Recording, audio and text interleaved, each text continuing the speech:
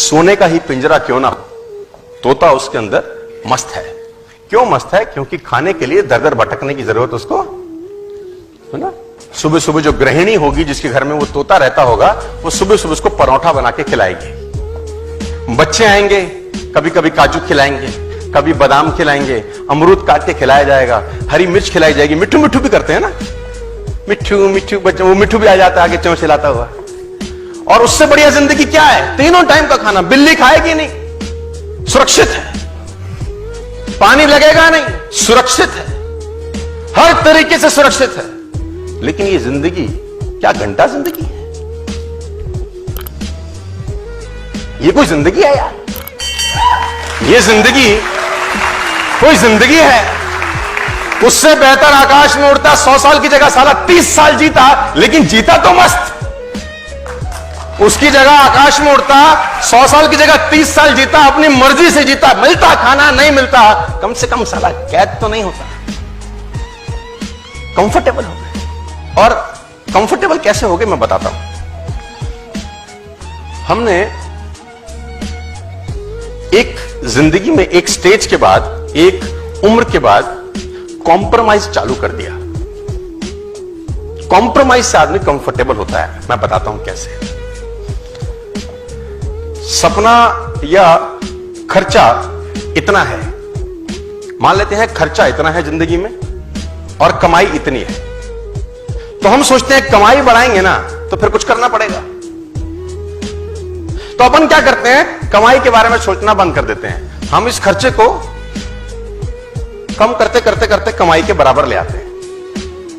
फिर कहते हैं जिंदगी तो सेट है, खर्चा इज इक्वल टू कमाई, we are very happy, we are very comfortable. Hello, तो खर्चा कम करके आप कंफर्टेबल हैं। मेरी कहानी कुछ और है। मैं कुछ क्या कह रहा हूं? मैं कह रहा हूं खर्चे वाला जो सर्कल है ना, अपने को छेड़ने का जरूरत नहीं है यार। इसको तो बढ़ाने का जरूरत है। मैं बोलता हूं जो इनकम वाला सर्कल है ना, इस पे काम करने का जरूरत है। और इस पे काम करते करते करते करते करते करते इतना बड़ा ले जाएं कि एक्सपेंसेस का सर्कल सारा उसमें समा जाए पूरा का पूरा।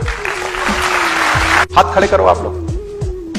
अरे वाह, और ऊपर खड़े करो, और ऊपर। यही तुम्हारी समस्या है साला। खड़े होके करके तो 6 फुट और ऊपर होता था, लेकिन खड़े हुए का कौन? कंफर्टेबल है ना साला बैठे बैठे अपन। मैंने बोला हाथ खड़ा करिए, आपने बोला ये लो। हमने कहा और ऊपर करिए, आपने कहा यहीं से ले लो और ऊपर। अरे खड़े होते अगर तो और ऊपर जाता था, लेकिन तुम्हारी खोपड़ी में गया ही नहीं।